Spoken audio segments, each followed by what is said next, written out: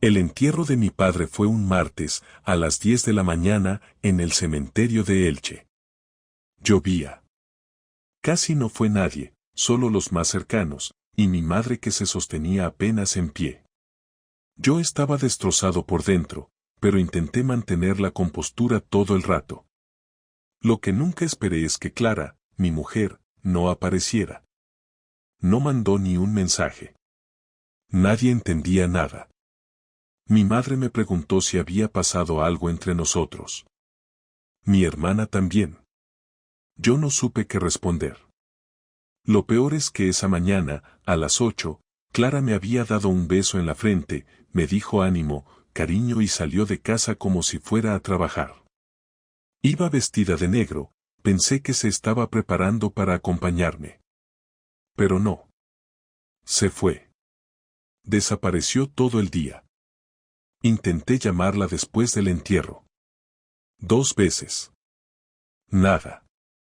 Me escribió a las 8 de la noche. Lo siento. No me sentía bien. Hablamos mañana. Fue como si me escupiera en la cara. Esa noche dormí en el sofá. No porque estuviéramos peleados, sino porque no soportaba estar en la misma cama con ella sin saber por qué coño no había venido. El día siguiente, al volver del trabajo, la encontré en la cocina como si nada. Cortando calabacines. Con música de fondo, una playlist de esas tranquilas que ella siempre ponía cuando quería hacer como que todo estaba bien. ¿Dónde estuviste ayer?, le solté. Ella ni me miró. Siguió cortando. No podía ir. Me puse mal. Mucha ansiedad, lo siento. Le pregunté si al menos había ido a trabajar. Me dijo que no. Pero yo sabía que mentía. A Clara la conocía mejor que a nadie. Cuando mentía, no parpadeaba. Y esa noche no lo hizo ni una sola vez. No dije nada más. Me metí en la ducha, me lavé con rabia, me mordí el labio hasta sangrar y después salí a fumar un cigarro en la terraza aunque hacía un frío de cojones. Me quedé mirando la calle como si ahí estuviera la respuesta. Pero la respuesta no estaba en la calle. Ni en la casa. Estaba en su cara, en su voz temblorosa, en cómo me evitaba la mirada. Algo no cuadraba. Algo olía mal. Y no era por el entierro, ni por la tristeza. Era otra cosa. Era el vacío absoluto que sentí ese día cuando bajé el ataúd de mi padre sin la persona que se supone debía estar a mi lado. El miércoles por la tarde hice algo que nunca había hecho en mis 10 años de relación con Clara, llamé a su trabajo para saber si había ido el día anterior. No me sentía orgulloso de hacerlo, pero tampoco me sentía en condiciones de seguir tragando con excusas que no cuadraban. Me atendió una recepcionista joven que no conocía, con voz neutra, casi aburrida, como si no tuviera nada mejor que hacer. Pregunté directamente si Clara había ido el martes y me dijo que sí, que estuvo hasta las 5 de la tarde. En ese momento se me heló la sangre, no por el dato en sí, sino por lo rápido que me lo dijo, sin dudar, como si ni siquiera fuera una pregunta rara. Le di las gracias y colgué. Me quedé ahí sentado en el sofá con el móvil en la mano, mirando el suelo, sin pensar en nada concreto. No lloré. No grité. Simplemente me quedé quieto, porque por dentro ya empezaba a armarse la imagen completa de lo que estaba pasando. Esa misma noche, sin decirle nada a Clara, le dije a mi amigo Raúl que necesitaba su ayuda. Él no preguntó demasiado. Siempre ha sido así, directo, práctico. Le pedí que me prestara una cámara pequeña, de esas que puedes esconder en una estantería sin que nadie lo note. Trabaja en una tienda de informática y de vez en cuando instala sistemas de vigilancia en chalets o tiendas pequeñas. Aceptó sin dudarlo. Quedamos en su local y me explicó cómo instalarla en casa sin que Clara lo notara. Me dio una tarjeta de memoria y me enseñó a revisar las grabaciones desde el ordenador. Me sentí sucio haciendo eso, como un espía de segunda, pero no me quedaba otra. No iba a seguir haciendo preguntas si ya sabía que la respuesta iba a ser mentira. La instalé esa misma noche. Pequeña, en el marco de una estantería del salón, apuntando hacia el pasillo. No pretendía grabar nada íntimo, no me interesaba eso. Lo único que quería era saber a qué hora salía Clara realmente, si alguien venía cuando yo no estaba, si pasaba algo raro mientras yo trabajaba en mi despacho o salía a hacer compras. Las primeras 2 grabaciones no mostraron nada extraño. Clara salía de casa por la mañana y volvía por la tarde. Todo parecía normal. Incluso hablábamos un poco más esos días, como si intentara reconectar conmigo. Pero yo no podía soltar la imagen de ella mintiéndome a la cara el día del entierro de mi padre. Eso seguía ahí, como una espina atravesada. El viernes por la tarde, al volver del supermercado, noté que Clara había dejado su bolso en la entrada, cosa que no solía hacer. Siempre lo colgaba del perchero del pasillo, pero esta vez estaba sobre el mueble, medio abierto. No soy de revisar cosas ajenas, nunca lo fui, pero algo dentro de mí me empujó a mirar. No fue ni una decisión racional, fue casi automático. Dentro encontré un sobredoblado con una entrada a un hotel en Alicante. No era una reserva, era un justificante de pago. Martes, 10 de la mañana, habitación doble, uso por horas. El papel tenía hasta la firma digital del pago. No lo pensé, lo metí en mi bolsillo y volví a dejar todo como estaba. Clara estaba en el baño, canturreando mientras se duchaba, y yo me senté en el sofá con las bolsas del súper al lado sin abrir, con las manos sudando y el estómago revuelto. No dormí esa noche. Clara se quedó frita enseguida, como siempre, pero yo estuve mirando el techo hasta las 3 de la mañana. Me levanté y fui directo al ordenador a revisar las grabaciones del martes. Ahí estaba ella, saliendo a las 9, vestida con ropa distinta a la que usaba normalmente para el trabajo. Maquillada, con un abrigo que hacía meses que no usaba, el que siempre se ponía cuando salíamos a cenar a sitios caros. Me fijé en la hora en la que volvió, casi las 5. Todo encajaba. La mentira del entierro. La llamada al trabajo. El justificante del hotel.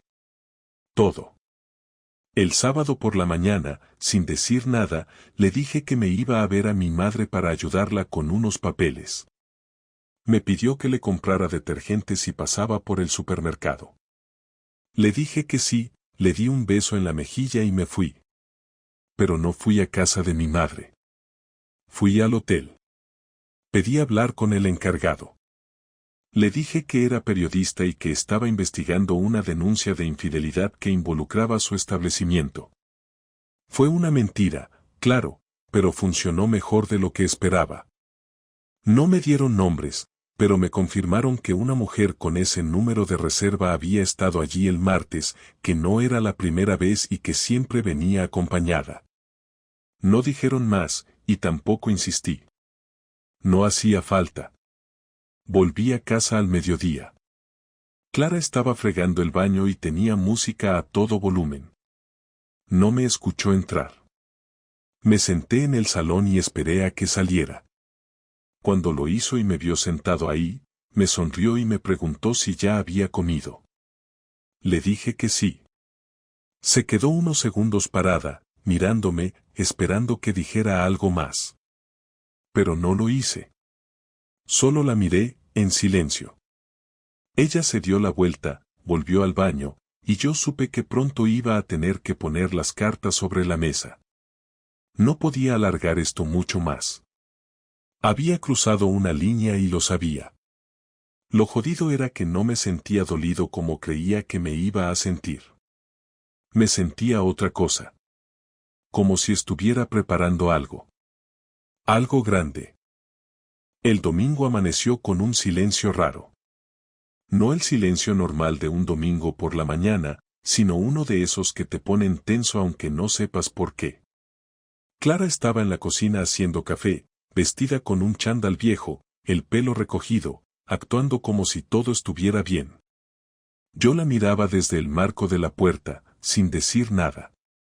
Sabía que si empezaba a hablar iba a decir algo que no podría desdecir después.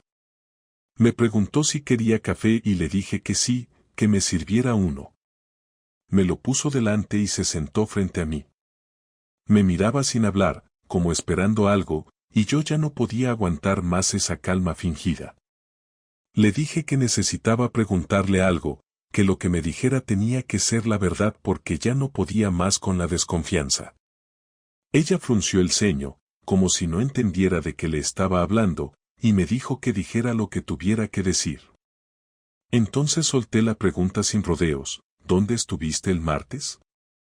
El sonido de la cafetera todavía encendida llenaba el silencio entre los dos. Ella no respondió al instante. Miró su taza, dio un sorbo, respiró hondo y me dijo que ya me había contado que se había sentido mal. Le dije que no me mintiera más, que había hablado con la clínica y sabía que había ido a trabajar, y que además tenía la prueba de que había estado en un hotel en Alicante. Ahí cambió la cara. No lo disimuló. Ni siquiera intentó fingir sorpresa. Se quedó mirándome, con una mezcla de culpa y rabia, y al cabo de unos segundos dijo que no tenía por qué espiarla. Yo me eché hacia atrás en la silla, intentando no gritar, y le dije que lo único que quería era saber la verdad, que llevaba días sin dormir, que no podía soportar seguir viviendo con alguien que me mentía a la cara. Ella empezó a moverse nerviosa, se levantó, se cruzó de brazos y dijo que sí, que había estado en ese hotel, pero que no era lo que yo pensaba. Le pedí que explicara qué era entonces, y me dijo que había ido a hablar con alguien de la empresa sobre un proyecto que no podía discutir conmigo. No podía haber inventado una excusa más absurda. Le dije que no me tomara por imbécil, que sabía perfectamente que había estado con alguien, y que quería saber con quién. Me miró con una expresión que no le había visto nunca, una mezcla de vergüenza y desafío, y me dijo que con un compañero, que se llamaba Miguel, que llevaba viéndolo un tiempo. Dijo viéndolo como si fuera cualquier cosa, como si fuera lo mismo que tomar un café con alguien. Me quedé quieto, sin decir nada, porque sentí que si hablaba iba a perder el control. Ella siguió hablando, como si necesitara llenar el silencio, me dijo que no lo había planeado, que había empezado todo con unas conversaciones en el trabajo, que él la escuchaba, que con él se sentía comprendida, y que conmigo ya no hablaba porque todo se había vuelto rutina. Decía todo eso con una calma que me destrozaba más que si me hubiera gritado. Me dolía cada palabra, no por el contenido, sino por la forma tan serena con la que me lo soltaba, como si no fuera gran cosa. Cuando terminó de hablar, me quedé mirándola sin saber qué hacer. Le pregunté si lo quería, y dijo que no sabía lo que sentía, que lo que había pasado con él había sido más emocional que físico. Le pregunté si se había acostado con él y al principio se quedó callada, luego dijo que sí, una sola vez, que se arrepentía, que no sabía por qué lo había hecho, que había sido un impulso. Le pedí que no siguiera, que no necesitaba detalles, y ella me dijo que quería explicarlo para que entendiera que no era algo constante, que no había una relación seria. No entendía que no me importaba cuántas veces hubiera pasado, que lo que me destruía era el hecho de que hubiera pasado siquiera una. Le pregunté por qué no había ido al entierro de mi padre. Esa pregunta fue la que la descolocó de verdad.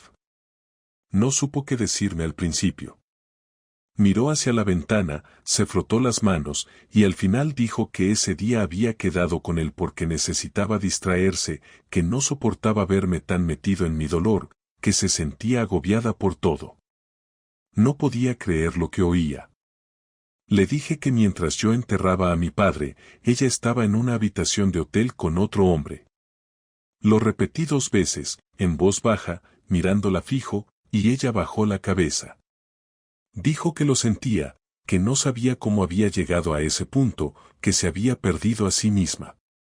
Esa frase me dio ganas de romper algo. No respondí. Fui al salón, agarré las llaves y salí de casa sin mirar atrás. Caminé durante horas por la ciudad sin rumbo. Pasé por bares, por la playa, por calles donde no había estado en años. No sabía qué iba a hacer ni cómo seguir después de eso. Llamé a Raúl y quedamos en un bar pequeño cerca del puerto. Cuando llegué ya me estaba esperando con 2 cervezas sobre la mesa. No le conté todos los detalles, solo lo básico. Me escuchó sin interrumpir, y cuando terminé me preguntó qué iba a hacer. Le dije que no lo sabía, que lo único que tenía claro era que no podía volver a casa esa noche. Me ofreció quedarme en su piso unos días. Acepté sin dudarlo. Esa noche dormí en el sofá de Raúl. O intenté dormir. No cerré los ojos ni un minuto. Solo pensaba en Clara, en la calma con la que me había dicho que había estado con otro hombre, en cómo había hablado de eso como si fuera una anécdota más. No podía entender cómo alguien podía destruir algo tan despacio y tan fríamente. No tenía ni rabia en ese momento, solo un vacío enorme, una especie de silencio interno que me envolvía todo. Pensé en volver a casa y echarla, pensé en desaparecer yo, pensé incluso en vengarme, pero no hice nada. Solo esperé a que llegara la mañana para decidir cuál sería mi siguiente paso. Y lo que decidí no fue precisamente pacífico. Volví a casa el lunes a las 8 de la mañana, sin avisar, sin escribirle, sin decirle nada. Cuando abrí la puerta me encontré el salón impecable, la mesa del comedor limpia, el sofá ordenado, todo colocado como si nadie hubiera dormido allí. Caminé directo al dormitorio y no estaba. Su ropa no estaba, sus cosas no estaban, el cajón donde guardaba sus cosméticos estaba vacío, las perchas que ocupaban su lado del armario estaban vacías. Me quedé de pie frente al armario abierto sin moverme. No sabía si me sentía aliviado o frustrado. Clara se había ido sin decir nada, sin una nota, sin un mensaje, sin un gesto. Me fui a la cocina, puse agua a calentar y abrí el móvil. Ninguna llamada, ningún WhatsApp, nada. No le escribí. No le pregunté a dónde se había ido ni si pensaba volver. Solo me senté a desayunar solo por primera vez en años, en completo silencio, sabiendo que ese silencio iba a durar mucho tiempo. Pero no iba a dejarlo así. Lo primero que hice fue imprimir el justificante de la reserva del hotel. Después imprimí una copia de la grabación donde se veía a Clara saliendo de casa ese martes por la mañana. Luego redacté una carta, corta, precisa, sin adjetivos, solo hechos. Escribí la fecha, la hora, el lugar y añadí al final que tenía pruebas de todo. No había insultos, no había súplicas, no había emociones. Era simplemente un resumen frío de la situación, dirigido a su familia. Imprimí 3 copias. Una para sus padres, una para su hermano mayor y otra para su prima con la que Clara siempre hablaba. Las metí en sobres y los envié por mensajería urgente. Ese mismo día, por la tarde, llamé a su trabajo y pedí hablar con recursos humanos. Me atendió una mujer seria, muy correcta, y le dije que necesitaba pedir una cita para entregar información delicada sobre una situación interna de la empresa. No me pidió detalles por teléfono, solo me dio una fecha, miércoles a las 10 de la mañana. No le dije mi nombre completo, solo el apellido. Me presentaría con todo impreso y bien ordenado. No iba a gritar, no iba a armar un escándalo, pero iba a dejar claro quién era Miguel, en qué horario se había reunido con Clara y qué relación mantenían durante horario laboral. Tenía fotos de él de sus redes sociales, tenía la dirección del gimnasio donde trabajaba antes y tenía su matrícula gracias a una aplicación de aparcamiento que Clara usaba con mi tarjeta. Al día siguiente preparé la última parte del plan. Fui a la notaría donde hace años habíamos dejado registrada nuestra voluntad de separaciones de bienes, por si alguna vez decidíamos hacer algo con nuestras propiedades. Allí pedí una copia del documento y dejé firmada una orden de revisión de patrimonio compartido. No lo hacía por el dinero, lo hacía porque quería dejarlo todo en orden para el día en que Clara intentara volver como si no hubiera pasado nada. No sabía si ella pensaba dar explicaciones o si seguiría huyendo del tema como hizo con todo, pero yo no iba a esperarla. El miércoles me presenté en la empresa con todo impreso en una carpeta negra. Me hicieron esperar en una sala pequeña y sin ventanas, típica de reuniones incómodas. A los 10 minutos entró una mujer con gafas, traje oscuro y una tablet. Se presentó como Elena, responsable de personal, y me preguntó directamente qué tipo de información quería entregar. Le di la carpeta. No abrió nada. Me preguntó si todo lo que había ahí era real y verificable. Le dije que sí, que incluía fechas, imágenes, justificantes, horarios y nombres. Le pedí que me llamara si necesitaba ampliar la información. Asintió y me acompañó a la puerta sin decir nada más. No tenía ninguna expectativa de lo que ocurriría después, pero sentí una calma extraña al salir de ahí. No una paz interna ni nada de eso, simplemente una certeza, yo ya había hecho lo que tenía que hacer.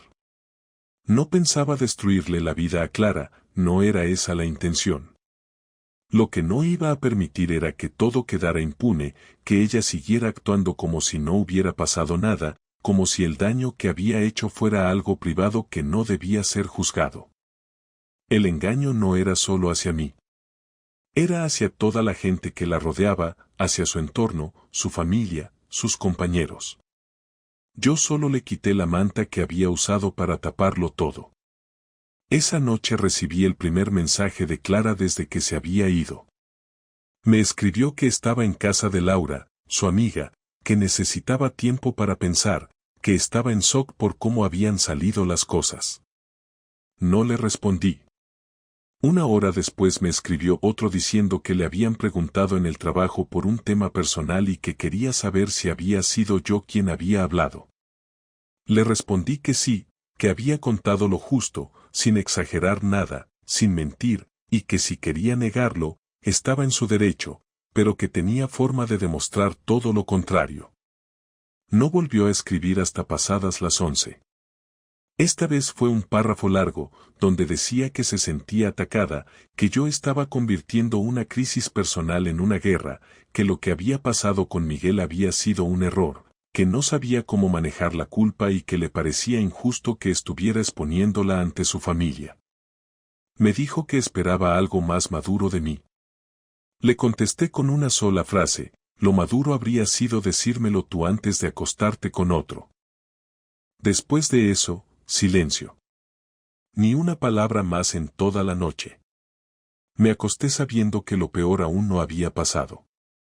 No había gritos, no había drama, pero había una tensión sorda que se estaba acumulando como una bomba a punto de explotar. Sabía que Clara no se iba a quedar de brazos cruzados. Sabía que pronto aparecería. Y yo ya no tenía miedo. Estaba listo para todo. Porque lo que venía ahora no era justicia ni venganza. Era algo distinto. Mucho más frío. El viernes a las 6 de la tarde, Clara llamó al timbre de casa. No me escribió antes, no avisó, no preguntó si podía venir. Simplemente vino, como si tuviera derecho a hacerlo. Abrí la puerta sin decir palabra. Entró despacio, con una mochila al hombro, sin maquillaje, con la cara tensa. No parecía enfadada ni triste, parecía vacía. Se quedó parada en medio del salón como si no supiera por dónde empezar. Me pidió si podía sentarse. Le dije que hiciera lo que quisiera. Se sentó en el borde del sofá, sin apoyar la espalda, mirando al suelo. Yo me quedé de pie, con los brazos cruzados, esperando que hablara. No sabía que ibas a hacer todo esto, dijo sin mirarme. Yo no respondí. Lo del trabajo, lo de mi familia, fue demasiado, siguió. Me limité a observarla. No me interesaban sus quejas. Quería que llegara al punto. Después de unos segundos me miró por fin. Te lo iba a contar. No así, pero te lo iba a contar, dijo. No me contuve más. No. No ibas a contarme nada. Si no hubiese empezado a atar cabos, seguirías viéndote con él a escondidas. No me tomes por idiota. No te estoy tomando por idiota. Sé que la he cagado. No te estoy justificando nada. Si lo estás haciendo, vienes aquí a hacerte la víctima como si yo fuera el que te ha traicionado. Tú te follaste a otro el día que enterré a mi padre. No me vengas con discursos ahora. No fue así, respondió, levantando la voz. No fue como te imaginas. Yo no fui a ese hotel pensando en hacer daño. Fue un error, un momento de mierda. Ni siquiera disfruté de eso. No quiero saber cómo fue. No me importa si fue con luces apagadas, si fue rápido, si fue una mierda o si lloraste después. Me da igual. El hecho es que lo hiciste. Y lo hiciste el mismo día que te pedí que me acompañaras a despedirme de mi padre. Eso no lo voy a olvidar nunca. Clara apretó los dientes, tragó saliva, y por primera vez vi cómo se le llenaban los ojos de lágrimas. No dije nada. No me moví. No me acerqué. La dejé ahí sentada, llorando en silencio. Después de unos minutos volvió a hablar. No quiero que esto acabe así, murmuró. Sé que te fallé, sé que te perdí el respeto y que no te di lo que merecías, pero te juro que no fue por falta de amor. Fue no sé, por no saber cuidar lo que teníamos. Ya está cuidado, dije. Está enterrado. Como mi padre. ¿Qué quieres hacer ahora? Divorciarme. Y dejarlo todo bien atado para que no tengamos que volver a vernos nunca más. Vas a firmar lo que tenga que firmar y te vas a quedar con lo que te corresponde. No voy a pelearte nada. Solo quiero cerrar esto. No quiero un divorcio. No quiero que esto se acabe de esta manera. No tienes elección, Clara. Ya se acabó. Tú decidiste eso cuando preferiste subirte a una cama con otro en vez de sostenerme la mano en el peor día de mi vida. Y la venganza, te sientes mejor después de mandar cartas, después de ir a mi trabajo, después de exponerme delante de todos. No es venganza. Es justicia. Es mostrarle al mundo la persona que realmente eres, no la que fingías ser. Yo no he mentido en todo esto. No he inventado nada. Simplemente dejé que los demás vieran lo que yo vi. No tienes ni idea de lo que yo he sentido todo este tiempo. Y tú tampoco tenías ni idea de lo que era despertarse al lado de alguien y no saber si te estaba mintiendo o no. Te juro que durante semanas no sabía si estaba loco, si me estaba imaginando cosas. Tú me hiciste eso. Me hiciste dudar de mi propio juicio. Clara se levantó, fue hasta la cocina, bebió agua directamente del grifo, como hacía cuando llegaba cansada del trabajo. Me dio una punzada en el estómago verla repetir ese gesto tan cotidiano como si no hubiera pasado nada, como si todavía tuviera derecho a comportarse como si viviera aquí. Volvió al salón y se quedó parada frente a mí. No te voy a rogar. Si quieres divorciarte, lo acepto. Si ya no hay vuelta atrás, está bien. Pero quiero que sepas que me duele más de lo que puedes imaginar. Y no por el escándalo, ni por el trabajo, ni por lo que piense mi familia. Me duele perderte a ti. No me has perdido esta semana, Clara.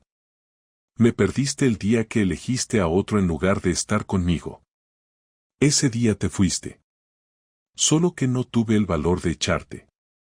Ahora sí lo tengo. No dijo nada más. Se dio media vuelta, agarró su mochila, y salió por la puerta sin despedirse. No miró atrás. No pidió perdón de nuevo. No hizo ninguna escena. Solo se fue. Cerré la puerta, me apoyé contra ella, y me quedé ahí un rato largo. No sentí alivio. Tampoco rabia. Sentí algo más frío. Como una certeza firme de que había terminado todo. Que no quedaba nada que reconstruir. Que esa historia había llegado a su punto final y que ya solo quedaba recoger los restos y seguir con lo que viniera. Esa noche dormí bien por primera vez en semanas. Sin sobresaltos. Sin ruidos. Sin estar pendiente del móvil. Me desperté antes que el despertador, preparé café, abrí las ventanas y me senté a hacer la lista de cosas que tenía que organizar. El matrimonio estaba muerto. Yo estaba vivo. Y eso ya era algo. 2 semanas después de aquella última conversación, Clara y yo firmamos los papeles. No hubo gritos, ni discusiones, ni cambios de última hora. Llegó puntual al despacho del abogado, acompañada de su prima, con la cara seca, los ojos apagados, el gesto neutral. Yo ya había revisado todo con antelación, así que fue cuestión de leer los últimos puntos, firmar cada hoja y confirmar que cada copia quedaba bien archivada. No nos dirigimos la palabra durante el trámite. El abogado nos explicó los pasos siguientes con un tono mecánico. Clara asentía sin interrumpirlo, yo miraba los documentos sin levantar la vista. Cuando terminamos, salimos cada uno por su lado. No hubo abrazo, ni intento de contacto, ni disculpas repetidas. No hubo nada. Solo papeles, una firma, y el cierre de un capítulo que había terminado mucho antes de ese día. Durante esa semana empecé a recuperar el control de mi vida.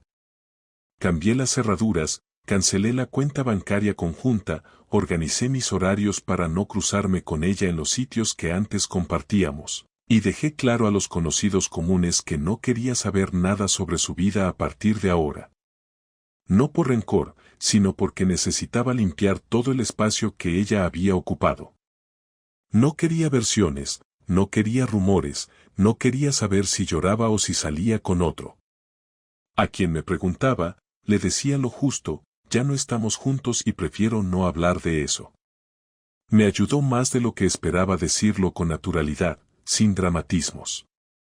Un día después de firmar el divorcio, Clara me escribió un correo. No fue un mensaje largo.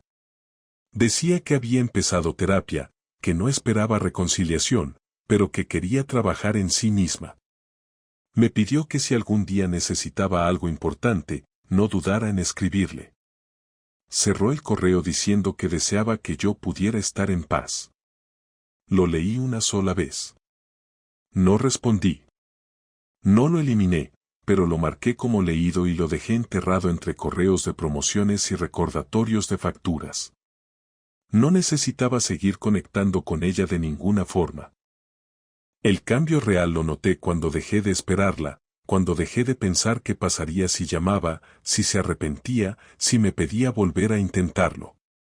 Cuando acepté que la persona que había amado ya no existía, al menos no para mí, y que nada de lo que pudiera hacer iba a reparar lo que había roto, sentí una claridad que no había tenido desde que empezó todo. Fue entonces cuando decidí que no solo quería cerrar la historia, sino entender por qué había permitido que avanzara tanto sin reaccionar. Empecé yo también con terapia, no para superar el dolor de la infidelidad, sino para entender por qué había ignorado tantas señales antes, por qué había tolerado el silencio, la distancia, las mentiras suaves que disfrazaban la caída. Una tarde, en la tercera sesión, la psicóloga me preguntó si quería perdonar a Clara. Le respondí que no me interesaba el perdón, que no me sentía con la obligación de ofrecérselo ni con la necesidad de cargar con esa tarea. Le dije que lo único que quería era seguir adelante, sin llevar su nombre en la boca, sin llevar su sombra detrás de cada decisión. Ella me dijo que eso también era una forma de perdonar. No insistí. Me daba igual el término. Lo importante era que no pensaba hundirme con lo que había pasado. El resto del mes me dediqué a mí. Retomé clientes que había dejado de lado por la tensión que viví en casa, empecé a correr por las tardes y salí algunas noches con amigos que hacía tiempo no veía. No hablé del tema con todos, solo con 2 o 3, los que sabían desde el principio lo que había pasado. El resto simplemente me veía con otra cara, con otra actitud, con otro tono. No era alegría, era estabilidad. Después de tanto caos, eso era lo que necesitaba. Un domingo, mientras ordenaba unos libros en casa, encontré una caja con fotos. Muchas eran de viajes, cenas, fiestas con amigos, momentos normales. Había una donde salíamos los dos en la playa, tomando cervezas, riéndonos de algo que ya no recordaba. Miré esa foto más de la cuenta. No por nostalgia, sino porque me costaba conectar esa imagen con la realidad que habíamos vivido los últimos meses. Me detuve unos segundos, luego la guardé de nuevo, cerré la caja y la metí en el altillo del armario. No la tiré, pero tampoco la dejé al alcance. Era parte de mi historia, pero no algo que necesitara mirar para seguir. Lo último que hice relacionado con Clara fue devolverle una caja con sus cosas. Me escribió para pedírmela, y le dije que la dejaba en el portal con su nombre. No me quedé a esperarla. La dejé ahí, bien cerrada, con todo lo que había dejado. Ropa, documentos, libros, alguna joya. Nada más. No metí notas, ni mensajes, ni ningún símbolo de despedida. Ya no quedaba nada que decir. Hoy, cuando me preguntan si volvería a casarme, respondo que no lo sé, pero que no me arrepiento de haberme divorciado. Fue la única decisión que tomé sin dudar. Lo hice sin ruido, sin amenazas, sin teatro. Lo hice cuando ya no quedaba espacio para excusas.